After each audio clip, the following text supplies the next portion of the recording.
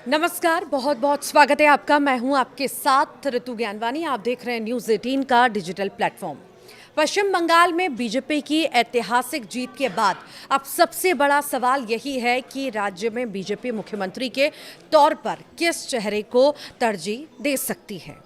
Party को 207 सीटें मिली हैं, जो कि 2/3 बहुमत से ज़्यादा है, जबकि टीएमसी 80 सीटों पर आ गई है। बीजेपी ने पश्चिम बंगाल में आधिकारिक तौर पर मुख्यमंत्री पद का चेहरा घोषित नहीं किया है। कुछ राज्यों में भी बीजेपी ने मुख्यमंत्री का चेहरा घोषित नहीं किया था, जैसे कि राजस्थान, छत्तीसगढ़ और मध्य प्रदेश। और वहां आश्चर्यजनक तरीके से एक नए चेहरे को सीएम बना दिया गया। पश्चिम बंगाल चुनाव प्रचार के दौरान केंद्रीय गृह मंत्री अमित शाह ने एक रैली के दौरान कहा था कि नया मुख्यमंत्री बंगाल से होगा। दरअसल तृणमूल कांग्रेस ने दावा किया था कि अगर बीजेपी जीतती है तो मुख्यमंत्री बाहरी होगा। हालांकि अभी तक बीजेपी की ओर से किसी नाम पर चर्चा सामने नहीं आई है। बिल्कुल नए चेहरे को सीएम बनाने के बीजेपी के ट्रैक रिकॉर्ड को देखते हुए अंत तक सस्पेंस बनने की संभावना है। बावजूद कई नेताओं के नाम संभावित दावेदारों के तौर पर चर्चा में है। पश्चिम बंगाल की राजनीति पर नजर रखने वाले जानकारों का कहना है कि सीएम के लिए राजनीतिक पकड़ और संगठन में प्रभाव को तरजीह मिल सकती है। जिन नेताओं के नाम संभावित दावेदारों में लिए जा रहे हैं उनका भी जिक्र कर लेते हैं। आइए जानते हैं उनके बारे में। दरअसल सबसे पहला नाम तो शुभेंदु अधिकारी है। इस समय पश्चिम बंगाल की राजनीति में बीजेपी का सबसे प्रमुख चेहरा बने हुए हैं शुभेंदु। वो राज्य विधानसभा में विपक्ष के नेता भी हैं। उनकी राजनीतिक अहमियत पूर्वी मेदिनीपुर जैसी जिलों में मजबूत संगठनात्मक पकड़ और अहम सीटों पर समर्थन जुटाने की क्षमता से है। वो कभी तृणमूल कांग्रेस में मुख्यमंत्री ममता बनर्जी के करीबी सहयोगी रहे थे और राज्य सरकार में प्रभावशाली मंत्री पदों पर भी रहे हैं। हालांकि 2021 विधानसभा चुनाव से पहले उन्होंने टीएमसी को छोड़ दिया और बीजेपी में शामिल हो गए थे। शुभेंदु अधिकारी और ममता बनर्जी के बीच टकराव राज्य की राजनीति में सबसे चर्चित घटनाक्रम रहा। दोनों नेता अक्सर एक दूसरे पर तीखे हमले करते हुए नजर आए। ममता बनर्जी के नेतृत्व को सीधे चुनौती देने की यही वजह से शुभेंदु को बीजेपी का सबसे मजबूत और व्यवहारिक मुख्यमंत्री चेहरा माना जाता है। इस बार भवानीपुर विधानसभा सीट से उन्होंने निवर्तमान मुख्यमंत्री ममता बनर्जी को 15,000 से ज़्यादा वोटों से हरा दिया। लेकिन उनकी दावेदारी में अगर कोई दिक्कत आती है तो उसकी वजह होगा उनका अतीत। कोलकाता में वहाँ पर अगर हम बात करें तो शुभेंदु अधिकारी पहले टीएमसी में थे और अगर उन्हें सीएम बनाया जाता है तो एक्सपर्ट्स का ये कहना है कि बीजेपी के पुराने कार्यकर्ताओं में ये भाव जाएगा कि टीएमसी ही दूसरे रूप में फिर आ गई। उन्होंने दूसरी वजह गिनाई, शुभेंदु आरएसएस बैकग्राउंड से नहीं है और उनके बनने से पश्चिम बंगाल की प्रदेश बीजेपी के दूसरे धड़े असहज महसूस कर सकते हैं। हालांकि कोलकाता में रहने वाले वरिष्ठ पत्रकार और राजनीतिक विश्लेषक का कहना है कि शुभेंदु अधिकारी की दावेदारी सबसे अधिक मजबूत है। तो वहीं कई पत्रकार ये भी कह रहे हैं कि पश्चिम बंगाल की राजनीति में उनका उतना बड़ा कद नहीं है। वो 2016 में राज्यसभा के मनोनीत सदस्य बनाए गए थे। तो वहीं शुभेंदु अधिकारी की जिम्मेदारी या दावेदारी हम कहें सबसे ज़्यादा मजबूत यहाँ पर मानी जा रही है। फिर एक और नाम आता है, पूर्व पत्रकार हैं स्वप्न दासगुप्ता। इनके नाम की चर्चाएं भी बहुत ज़्यादा तेज़ हैं। हालांकि पश्चिम बंगाल की राजनीति में उनका उतना बड़ा कद नहीं है। वो 2016 में राज्यसभा के मनोनीत सदस्य बनाए गए थे। साल 2021 में उन्हें फिर मनोनीत कर राज्यसभा का सदस्य बनाया गया था।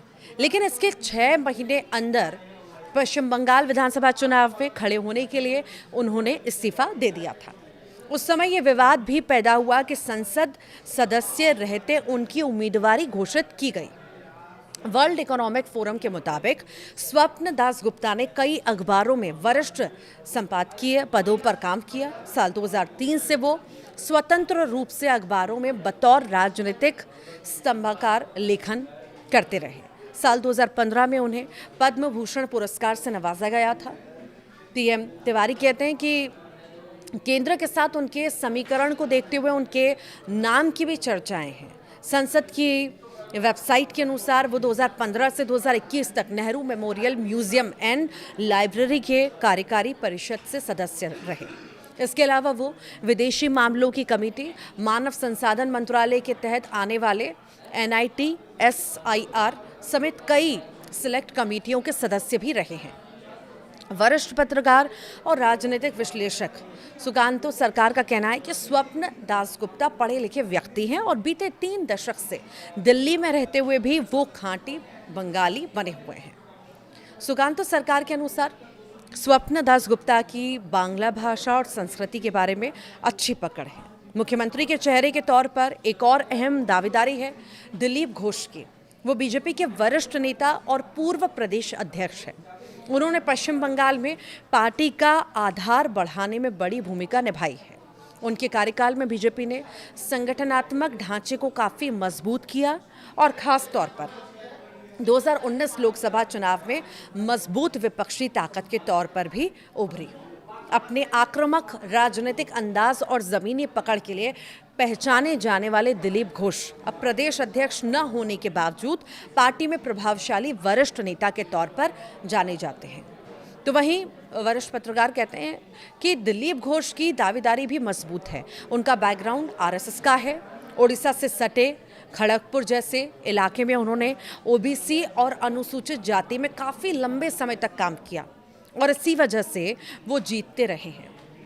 उनका कहना है कि इस मामले में अगर RSS और बीजेपी से जुड़ा कोई चर्चित चेहरा है तो वो है दिलीप घोष।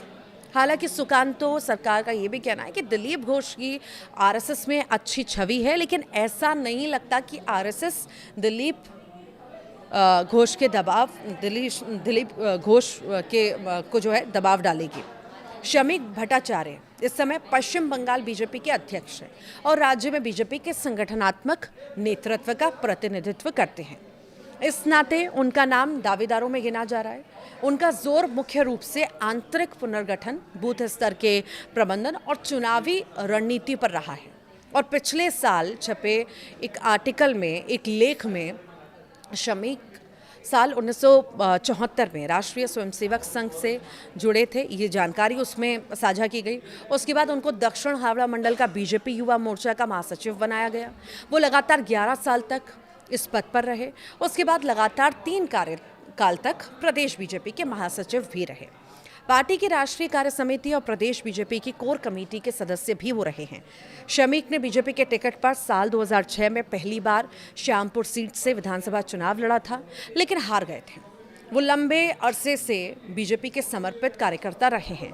जब 2025 में सुकान मजूमदार की जगह प्रदेश बीजेपी के नए अध्यक्ष के नाम की घोषणा की गई तो चर्चित दावेदारों में शमीक भट्टाचार्य का नाम जो है उस समय नहीं था, लेकिन उनको प्रदेश अध्यक्ष बनाया गया तो उनके सामने पार्टी के अंदर की गुटबाजी से पार पाना पहली चुनौती थी। तो वहीं सिलीगुड़ी से बीजेपी विधायक शंकर घोष उत्तर बंगाल के अहम क्षेत्रीय नेताओं में गिने जाते हैं। सुकांतो सरकार के मुताबिक शंकर घोष CPM के हार्डकोर कम्युनिस्ट रहे हैं। वो एक कॉलेज के टीचर हैं और युवा हैं। उत्तर बंगाल में उनका बहुत प्रभाव है। 2021 में उन्होंने बीजेपी ज्वाइन की और सिलीगुड़ी से अपनी सीट जीते थे। इस बार अच्छे अंतर से जीतने वाले बीजेपी के उम्मीदवारों में उनका भी नाम है। संभव है कि शंकर घोष को उप मुख्यमंत्री का पद दे दिया जाए। चुनाव आयोग की वेबसाइट के अनुसार शंकर घोष सिलीगुड़ी से 73,192 वोटों के अंतर से जीते हैं। और वरिष्ठ पत्रकार ये भी कहते हैं कि वो बहुत अच्छे और ऑर्गेनाइजर हैं और इलाके में स्थानीय स्तर पर लोगों से उनका गहरा जुड़ाव भी है। वो साथ ही कहते हैं कि शंकर घोष की उत्तर बंगाल के साथ साथ बीजेपी के अंदर भी अच्छी पकड़ है। उत्तर बंगाल में 54 सीटें हैं और यहाँ 2/3 से ज़्यादा सीटें बीजेपी को गई हैं। महिला चेहरे के रूप में बीजेपी में यहाँ पर अग्निमित्रा पॉल का नाम सामने आया है और वो जानी मानी फैशन डिज़ाइनर भी रही हैं और 2019 में लोकसभा चुनावों से पहले उन्होंने राजनीति ज्वाइन की थी। आसनसोल दक्षिण से बीजेपी विधायक और राष्ट्रीय प्रवक्ता अग्निमित्रा पॉल पार्टी की बंगाल इकाई में उभरती हुई नेता के तौर पर देखी जाती रही हैं। अग्निमित्रा पॉल ने राष्ट्रीय मीडिया में अपनी मौजूदगी से पहचान बनाई और उन्हें अक्सर राज्य में महिला नेतृत्व को बढ़ावा देने की बीजेपी की कोशिश के हिस्से के तौर पर पेश भी किया जाता है। हालांकि कोलकाता में वरिष्ठ पत्रकार और राजनीतिक विश्लेषकों का ये कहना है कि अग्निमित्रा पॉल को मुख्यमंत्री पद का बड़ा दावेदार नहीं माना जा रहा, लेकिन उन्हें सरकार में अहम पद भी दिया जा सकता है। तो ये तमाम वो बड़े नाम हैं जिन पर चर्चाएं लगातार चल रही हैं, बहस अलग छिड़ी हुई है। अब देखना होगा कि एक महिला को मुख्यमंत्री बीजेपी बनाती है या वहाँ पर शुभेंदु अधिकारी को मौका देती है या किसी और बड़े लीडर को, या आरएसएस चेहरा सामने आता, आरएसएस की तरफ से चेहरा सामने आता है, संगठन की तरफ से चेहरा सामने आता है, देखना बेहद ही महत्वपूर्ण होगा। फिलहाल कई सारे नाम हैं जिनका हमने जिक्र किया, जिस पर चर्चाएं लगातार चल रही हैं और ये भी माना जा सकता है कि जिस तरह से हमेशा एंड मोमेंट पर बीजेपी चौंकाती है अपने फैसले से, ऐसा नाम लेकर के आती है जो किसी ने सोचा नहीं होता है, जो चर्चाओं में नहीं होता है, शायद इस बार भी ऐसा ही कुछ देखने को मिले। अब देखना होगा जल्द ही ये फैसला जो बीजेपी लेती है और सबके सामने ये फैसला आता है और किस तरह से बीजेपी एक बार फिर सभी को चौंकाती है। आप क्या सोचते हैं, ज़रूर बताइएगा।